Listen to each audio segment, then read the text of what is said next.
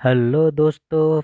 Education of अंश परिवार की तरफ से सभी भाइयों बहनों को नमस्कार। दोस्तों, आज हम लेके आए हैं ईबीएस का चैप्टर नंबर 7। दोस्तों, इसमें 35 क्वेश्चंस का सीरीज़ है। ये बहुत ही इम्पोर्टेंट क्वेश्चन है जो किसी भी TET, C TET, UP TET या स्टेट एग्ज़ाम के लिए बहुत ही फ़ायदेमंद होंगे। दोस्तों, चलिए दोस्तों स्टार्ट करते हैं हम आज का क्वेश्चन नंबर फर्स्ट।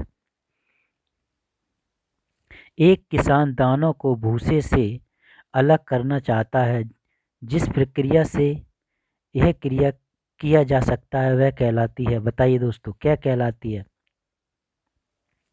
फसल की कटाई, हस्तचयन, थ्रेसिंग या फिर निष्पावन। दोस्तों बताइए, यह क्रिया क्या कहलाती है? दोस्तों, यह क्रिया कहलाती है निष्पावन, जिसमें थ्रेसर का प्रयोग किया जाता है।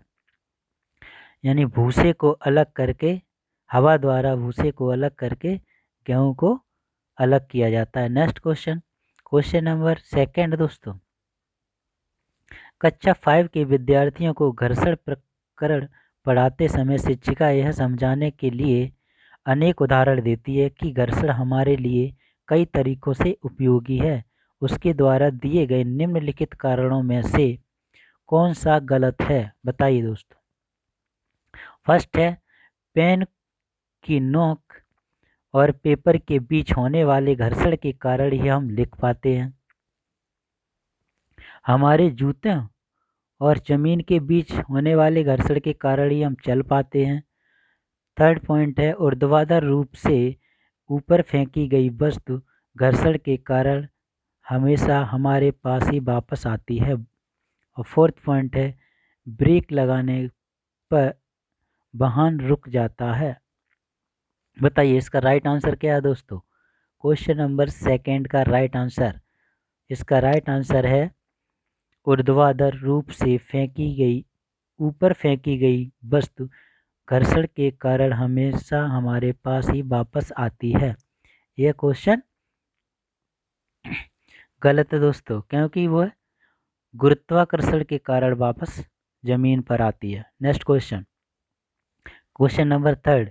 रेत और नमक के मिश्रण को पृथक करने के लिए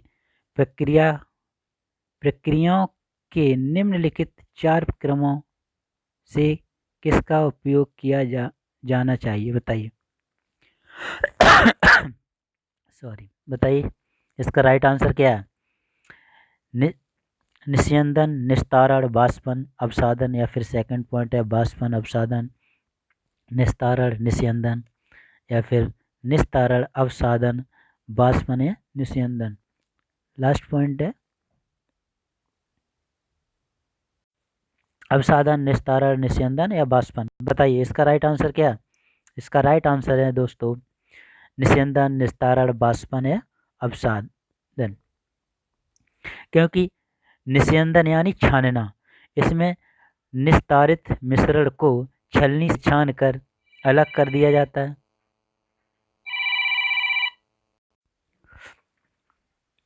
निस्यंदन यानी छानना, इसमें निस्तारित मिश्रण को छलनी से छान कर अलग कर दिया जाता है।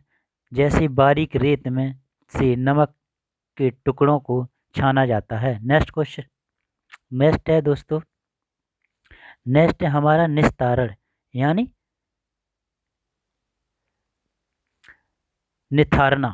इस प्रक्रिया में अवसादित मिश्रण के द्रव को बिना हिलाए दूसरे बर्तन में डाल दिया जाता है। नेक्स्ट क्वेश्चन, नेक्स्ट है दोस्तों बाष्पन। बाष्पन इस विधि में क्या होता है? इस विधि में ठोस एवं द्रव के मिश्रण को गर्म किया जाता है, जिससे द्रव भाप बनकर उड़ जाता है और ठोस शेष रह जाता है। समुद्र के पानी से नमक इसी विधि द्वारा निकाला जाता है। और हमारा चौथा है दोस्तों अवसादन। अवसादन क्या होता है? अवसादन, इसमें ठोस एवं द्रव के मिश्रण को कुछ समय के लिए स्थिर छोड़ दिया जाता है। मिश्रण में के स्थिर रहने पर ठोस घटक नीचे बैठ जाते हैं और द्रव घटक ऊपर आ जाता है। ये थी हमारी चारों विधियां दोस्तों। नेक्स्ट क्वेश्चन, क्वेश्चन नंबर 4 है मधुबनी चित्रों को बनाने के लिए चित्रकारों द्वारा उपयोग किए जाने वाले रंग बताइए कौन से हैं। सोना चांदी को घोलकर बनाए गए पेंट, पिसे हुए चावलों का रंगीन घोल, विशेष प्रकार के बने पोस्टर रंग, या फिर अति उत्तम गुणवत्ता वाले फाइबर पेंट। बताइए इसका राइट आंसर क्या होगा। इसका राइट आंसर है पिसे हुए चावलों के रंगीन घोल। Next question number 5। घर्षण के विषय में चर्चा करते समय एक शिक्षिका ने इस संकल्पना की व्याख्या करते हुए बहुत से उदाहरण दिए हैं। इनमें से कुछ ऐसे उदाहरण हैं जिसमें घर्षण हमारे दैनिक जीवन में उपयोगी है। उसे शिक्षिका ने कक्षा में नीचे दिए गए हैं। बताइए इसका फर्स्ट है, हम पेन की नोक और कागज के बीच घर्षण होने के कारण ही लिख पाते हैं। हम फर्श पर हमारे पैरों और फर्श के बीच घर्षण के कारण चल पाते हैं। ऊर्ध्वाधर ऊपर फेंकी हुई वस्तु गेंद घर्षण के कारण ही हमारे पास वापस लौटती है। या फिर फोर्थ पॉइंट है, घर्षण के कारण ही हम किसी गतिशील वाहन को ब्रेक लगाकर रोक सकते हैं। बताइए इसका राइट आंसर क्या है। क्वेश्चन नंबर 5 का राइट आंसर, क्वेश्चन नंबर 5 का राइट आंसर है सेकंड, DAB, यानी इसमें सी वही अभी ऊपर देखा था हमने जो क्वेश्चन, वही सेम ही क्वेश्चन है। लेकिन दोस्तों ये क्वेश्चन हमारी CTET एग्जाम में 2 बार आ चुका है, सेम इसी तरह पूछा गया है। इसमें क्या, ऊर्ध्वाधर ऊपर फेंकी हुई वस्तु गुरुत्वाकर्षण के कारण वापस लौटती है। नेक्स्ट क्वेश्चन, क्वेश्चन नंबर 6 है, एक पश्मीना शॉल लगभग साधारण स्वेटरों के बराबर गर्म होती है तथा एक साधारण पश्मीना शॉल को बनने हेतु कितने घंटों का समय लगता है। बताइए इसमें रिक्त स्थान में क्या भरा जाएगा दोस्तों। क्वेश्चन नंबर 6 का राइट आंसर 10 × 200। इसमें क्या होगा, एक पश्मीना शॉल को 10 स्वेटरों की साधारणतः 10 स्वेटरों के बराबर गर्म होती है तथा और एक पश्मीना शॉल को बनाने में कितने घंटों का समय लगता है, 200 घंटों का समय लगता है। नेक्स्ट क्वेश्चन, नीचे लोगों के कुछ क्रियाकलाप दिए गए हैं। फर्स्ट पॉइंट है, ए पॉइंट है खानों का उत्खनन यानी खुदाई, या सेकेंड है बांधों का निर्माण, सी पॉइंट है बाजार में बेचने के लिए पत्तियां एवं जड़ी बूटियां इकट्ठा करना, और डी पॉइंट है बांस से टोकरी बनाना, सी पॉइंट है गिरे हुए पत्तों से पत्तल बनाना। इनमें से वह क्रियाकलाप कौन सा है जो जंगलों के गायब होने के लिए जिम्मेदार हैं। बताइए दोस्तों क्वेश्चन नंबर 7 का राइट आंसर क्या होगा। क्वेश्चन नंबर 7 का राइट आंसर होगा दोस्तों थर्ड नंबर, यानी ए और बी सही है। ए और बी सही है। बाकी क्या, बांस से टोकरियां बनाना जंगलों के नष्ट होने का कारण जिम्मेदार नहीं है। गिरे हुए पत्तों एवं पत्तल बनाना ये भी जिम्मेदार नहीं है। चलिए दोस्तों नेक्स्ट क्वेश्चन, क्वेश्चन नंबर 8 है, कासे के विषय में सही कथन चुनिए। क्वेश्चन नंबर 8, इसका ए पॉइंट है कांसा लोहे चांदी तथा स्वर्ण की धातु का एक तत्व है। यह कांसे को तांबे तथा टिन से पिघलाकर तैयार किया जाता है। सी पॉइंट है कांसा अत्यंत मजबूत होता है और इससे तोप तथा मूर्ति यानी बुत बनाई जाती हैं। डी पॉइंट है कांसे के बर्तन एल्युमिनियम के बर्तनों की तुलना में हल्के और अधिक मजबूत होते हैं। बताइए दोस्तों इसका राइट आंसर क्या होगा। ए तथा सी, बी तथा सी तथा डी, या फिर डी तथा ए। बताइए इसका राइट आंसर क्या है। क्वेश्चन नंबर 8 का राइट आंसर बताइए। इसका राइट आंसर है बी तथा सी सही होंगे। बी और सी दोनों सही होंगे। इसमें पूछा है कांसे, फर्स्ट ए पॉइंट है कांसे लोहे तथा चांदी की तरह स्वर्ण की भांति तत्व है। दोस्तों कांसा तांबा और टिन का एक समांग मिश्रण धातु है। नेक्स्ट इसमें डी है, कांसे के बर्तन एल्युमिनियम के बर्तनों की तुलना में हल्के। दोस्तों हल्के नहीं, भारी होते हैं और अधिक मजबूत नहीं होते हैं, ये अधिक मजबूत होते हैं, ये इसलिए ये गलत है। नेक्स्ट क्वेश्चन, मधुबनी चित्रकला के विषय में कथन चुनिए। ए पॉइंट है, इन चित्रों को बनाने में नील, हल्दी, फूल, पेड़ों के रंग आदि को इस्तेमाल किया जाता है। बी पॉइंट है, इन चित्रों में इंसान, जानवर, पेड़, फूल, पक्षी, मछलियाँ आदि बनाए जाते हैं। और सी पॉइंट है, यह लोक चित्रकला बहुत पुरानी है, इसका नाम मधुबनी नाम के स्थान पर पड़ा। और डी पॉइंट है, मधुबनी राजस्थान के अति प्रसिद्ध जिला है। बताइए इसका राइट आंसर क्या होगा। सॉरी दोस्तों, बताइए क्वेश्चन नंबर 9 का राइट आंसर।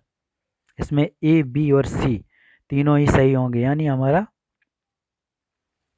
कौन सा आंसर सही होगा, ए, बी और सी, यानी तीनों सही हैं, तो हमारा राइट आंसर है डी नंबर का। क्योंकि ये डी पॉइंट में दिया है दोस्तों, मधुबनी राजस्थान की अति प्रसिद्ध जिला है। दोस्तों ये मधुबनी का नहीं, ये बिहार का अति प्रसिद्ध जिला है। नेक्स्ट क्वेश्चन, ब्रेल लिपि के विषय में नीचे दिए गए कथनों का पर अध्ययन कीजिए। चलिए दोस्तों बताइए। ए पॉइंट है, ब्रेल को मोटे कागज की पर बिंदु यानी उभरे बिंदु बनाकर लिखा जाता है। यह लिपि 8 बिंदुओं पर आधारित होती है। यह सी पॉइंट है, बिंदुओं की पत्तियां किसी नुकीले औजार से तैयार की जाती हैं। और डी पॉइंट है, इसे उभरे बिंदुओं पर हाथ फेरकर पढ़ा जाता है। कौन सा कथन सही है बताइए दोस्तों। इसमें ए, सी और डी सही होंगे दोस्तों। बी बिंदु सही नहीं होगा, क्योंकि इसमें लिखा है यह लिपि 8 बिंदुओं से 8 बिंदुओं पर आधारित नहीं होती दोस्तों, यह लिपि 6 बिंदुओं पर आधारित होती। यानी क्वेश्चन नंबर 10 का राइट आंसर क्या होगा। क्वेश्चन नंबर 10 का राइट आंसर फर्स्ट होगा दोस्तों, ए, सी और डी सही होगा, इसमें बी सही नहीं है। नेक्स्ट क्वेश्चन, क्वेश्चन नंबर 11 है, पोचमपल्ली एक गांव है। यह गांव एक विशेष प्रकार के कपड़े की बुनाई के लिए प्रसिद्ध है और इसे पोचमपल्ली भी कहते हैं। यह गांव निम्नलिखित में से किस भाग में है बताइए। क्वेश्चन नंबर 11 का राइट आंसर बताइए। केरल, कर्नाटक, आंध्र प्रदेश या तमिलनाडु। बताइए इसका राइट आंसर। इसका राइट आंसर है दोस्तों Andhra Pradesh. Next question, question number 12, Braille लिपि में मोटे कागज पर उभरे हुए बिंदु बने होते हैं, जिससे यह लिपि आधारित होती है। कितने बिंदुओं पर आधारित होती है दोस्तों, अभी बताया था। यह लिपि 6 बिंदुओं पर आधारित होती है। नेक्स्ट क्वेश्चन 13, कांसा यानी ब्रास 2 धातुओं का मिश्रण है। यह 2 धातुएं कौन कौन सी हैं दोस्तों बताइए। क्वेश्चन नंबर 13 का राइट आंसर, तांबा और जस्ता, तांबा और जिंक, तांबा और लोहा, एल्युमिनियम और टिन। बताइए इसका राइट आंसर क्या है।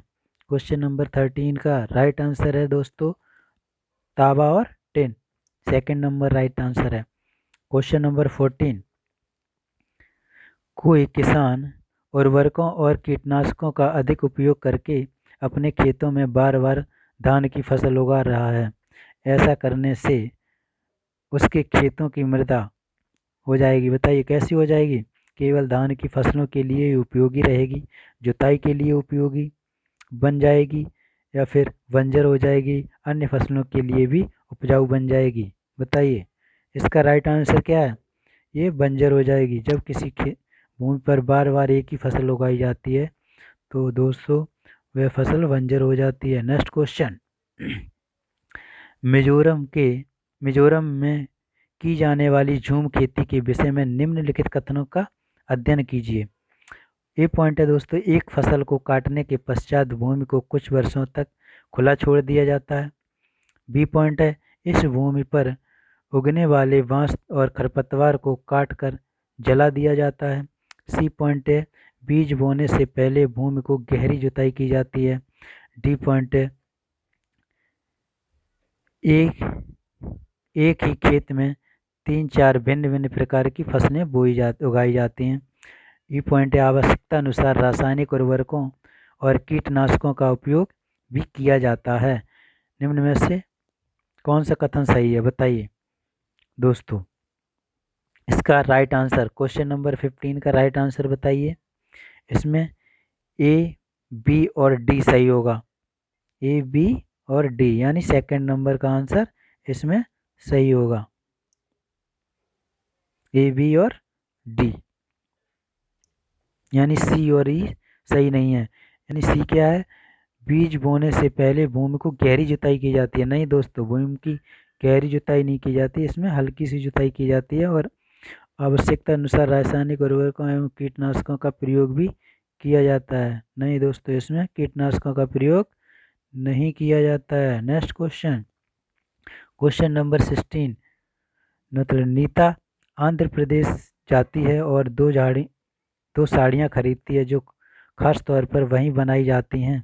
वे क्या कहलाती हैं बताइए।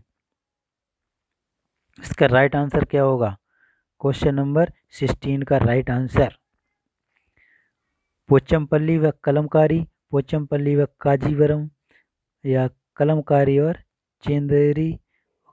नेक्स्ट है कलमकारी और कंथा। बताइए इसका राइट आंसर क्या है। इसका राइट आंसर है फर्स्ट, वे कहलाती हैं पोचमपल्ली और Kalamkari. Next question, question number 17। निम्नलिखित में से कौन सा जोड़ा ठीक है बताइए, कौन सा जोड़ा ठीक है। असम और बिहू, ये जोड़ा बिल्कुल सही होगा दोस्तों। इसका राइट आंसर होगा फर्स्ट नंबर ही सही होगा। असम और बिहू सही है, यानी ये लोक नृत्य है। नेक्स्ट सेकंड है उड़ीसा और भरतनाट्यम। दोस्तों, उड़ीसा का लोक नृत्य उड़ीसा ही है, उड़ीसा बोलते हैं जिसे। और भरतनाट्यम, यानी भरतनाट्यम क्या है, तमिलनाडु का एक शास्त्रीय नृत्य है, जो कि गलत है। नेक्स्ट तमिलनाडु, तमिलनाडु का संबंध किससे है दोस्तों। तमिलनाडु का लोक नृत्य है कोलट्टम, तमिलनाडु का लोक नृत्य है। जबकि लावड़ी का संबंध किससे है, महाराष्ट्र से, वह महाराष्ट्र का लोक नृत्य है लावड़ी। और कर्नाटक प्लस इसमें दिया है कर्नाटक और कथक, जबकि कर्नाटक का संबंध कथक से नहीं है, क्योंकि कथक उत्तर प्रदेश का शास्त्रीय नृत्य है। Next question, question number 18। Question number 18 है, कासा में निम्नलिखित में से किन कथनों का अध्ययन कीजिए। दोस्तों, ये पहले ही जैसा है वही क्वेश्चन है, ये बार बार सीटेट में आया पूछा हुआ क्वेश्चन है। क्वेश्चन नंबर 19, निम्नलिखित में से कौन सा कथन सही है बताइए दोस्तों। संथाल, उराव और मुंडा जनजाति झारखंड में निवास करती है। और बी पॉइंट है, भारत में जनजातियों में सबसे बड़ी गोंड जनजाति है। सी पॉइंट है, नागा जनजाति नागालैंड, मणिपुर और अरुणाचल प्रदेश में पाई जाती है। क्वेश्चन नंबर 19 का राइट आंसर बताइए दोस्तों। इसका राइट आंसर क्या होगा। इसका राइट आंसर होगा दोस्तों सेकंड नंबर, यानी बी और सी इसका राइट आंसर होगा। चलिए दोस्तों, नेक्स्ट क्वेश्चन है 20 नंबर।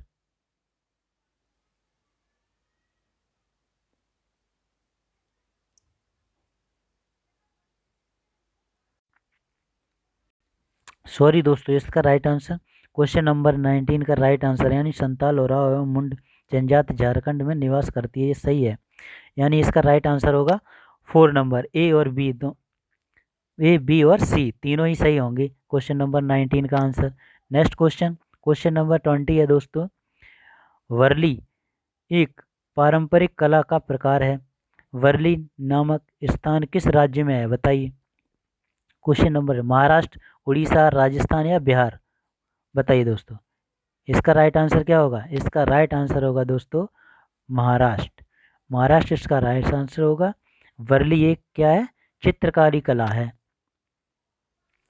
कुक्कुड़, कुंडुक, कुंडुक बताइए दोस्तों क्या है, कहाँ के लोगों की भाषा है कुंडुक।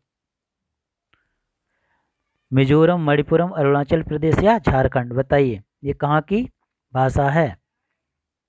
कुंडुक लोगो दोस्तों ये झारखंड की भाषा है। नेक्स्ट क्वेश्चन, क्वेश्चन नंबर 22, कर्ण के विषय में नीचे दिए गए कथनों पर विचार कीजिए। वे अंतर्राष्ट्रीय ख्याति प्राप्त भारोत्तोलक वेट लिफ्टर है, या फिर वह कर्नाटक की है। सी पॉइंट है, उसने बहुत से रिकॉर्ड बनाए हैं, वह 130 किलोग्राम तक का भार उठा सकती थी। नेक्स्ट, वह जब 12 वर्ष की तभी से भार उठाने का अभ्यास करने लगी थी। इसका सही कथन कौन सा है दोस्तों, बताइए। क्वेश्चन नंबर 22 का राइट आंसर, इसका राइट आंसर है दोस्तों ए, सी और डी, यानी सेकेंड नंबर, क्योंकि इसमें वी पॉइंट दिया वह कर्नाटक की थी। दोस्तों वह कर्नाटक की नहीं, वह आंध्र प्रदेश की थी। नेक्स्ट क्वेश्चन, नेक्स्ट क्वेश्चन है, नीचे दिए गए खेती के विवरण में को पढ़िए और इस ढंग को पहचानिए। बताइए दोस्तों, इसमें लिखा है, एक फसल को काटने के पश्चात खेत को कुछ वर्षों के लिए छोड़ दिया जाता है, उसमें कुछ भी नहीं उगाया जाता है। इस भूमि में बांस या खरपतवार जो भी उग जाता है उसे उखाड़ा नहीं जाता, काट कर जला दिया जाता है। यह खास भूमि को उर्वरक बनाती है। जब यह भूमि खेती के लिए तैयार हो जाती है तब उसे हल्का सा खोदा जाता है। भूमि को जोता नहीं जाता, उस पर बीज छिड़क दिया जाता है। बताइए इसका राइट आंसर क्या है। सहकारी खेती होगी, झूम खेती, सीढ़ी नुमा खेती या फिर सिंचाई खेती। दोस्तों इसका राइट आंसर होगा झूम खेती। नेक्स्ट क्वेश्चन 24 नंबर, निम्नलिखित में से किसका संबंध पदार्थ से है। बताइए किसका संबंध पदार्थ से है।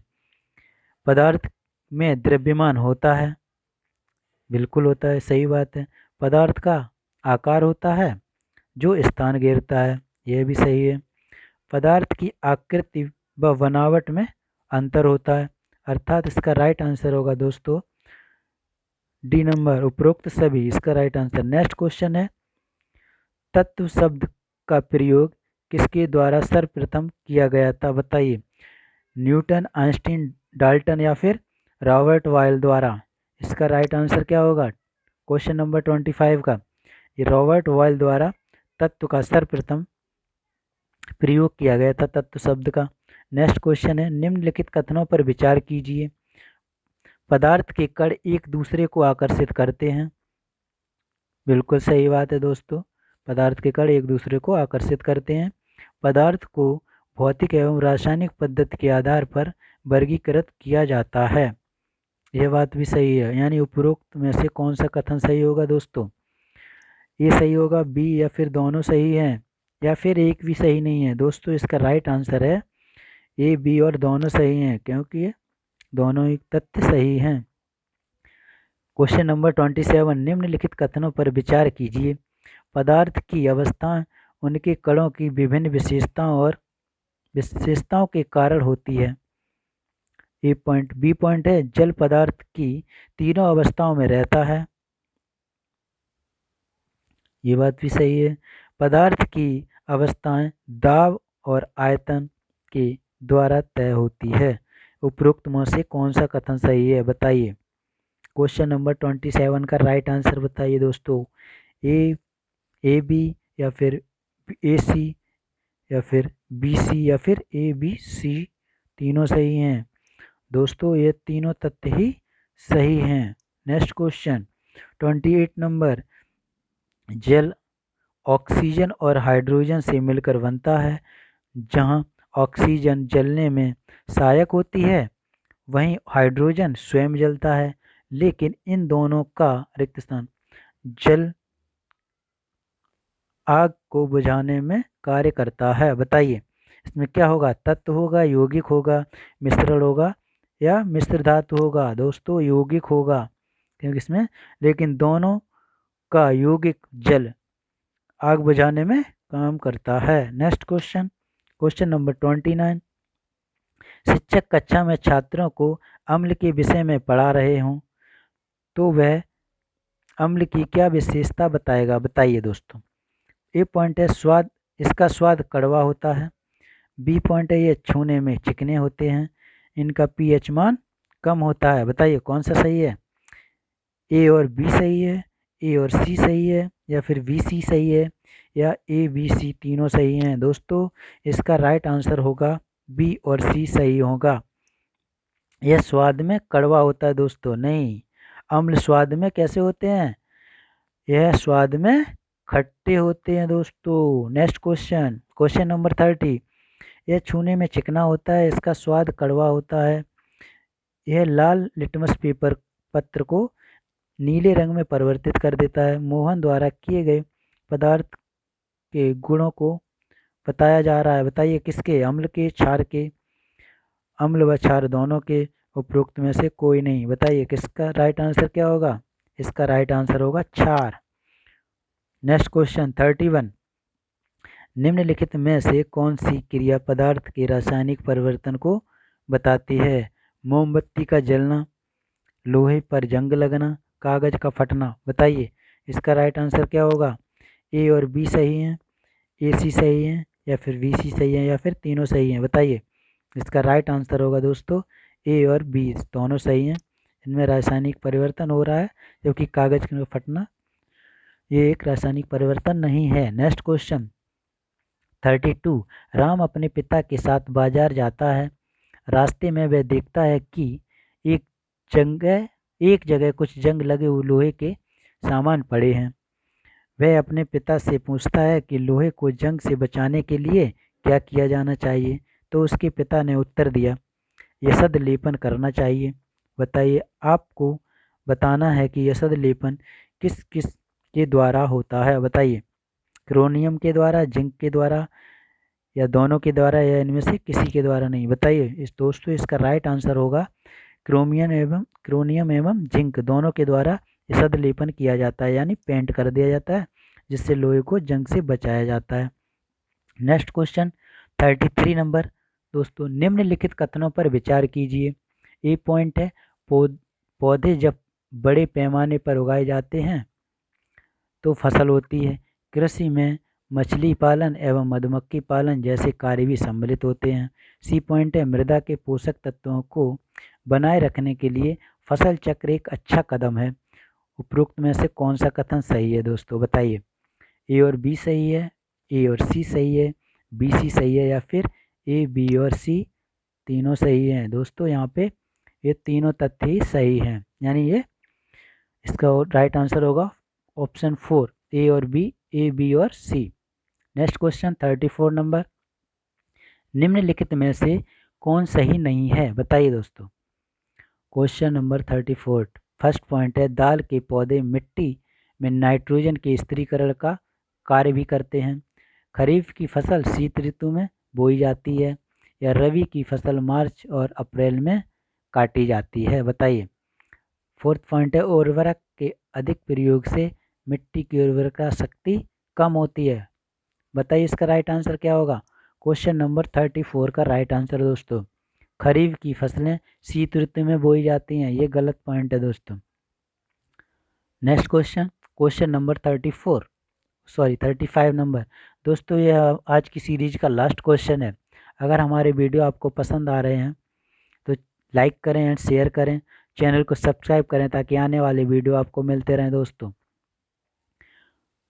फर्स्ट इसका ए पॉइंट है निम्नलिखित कथनों पर विचार कीजिए। ए पॉइंट है महिला वस्त्र मेखला चादर यानी असम की महिलाओं द्वारा प्रयोग की जाती हैं, और घाघरा चोली राजस्थान व गुजरात की महिलाओं का परिधान है।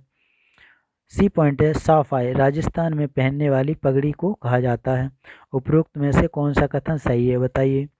ए और बी सही है, ए और सी सही है, बी और सी, या फिर ए बी और सी तीनों सही हैं? दोस्तों इसका राइट आंसर है ए बी और सी तीनों तथ्य सही हैं। दोस्तों हमारे चैनल को सब्सक्राइब करें, और पिछली वीडियो अगर आपने नहीं देखे हैं तो एजुकेशन ऑफ अंश चैनल हमारे चैनल पे जाकर दोस्तों प्लेलिस्ट पे आप सारी वीडियो देख सकते हैं। थैंक यू दोस्तों।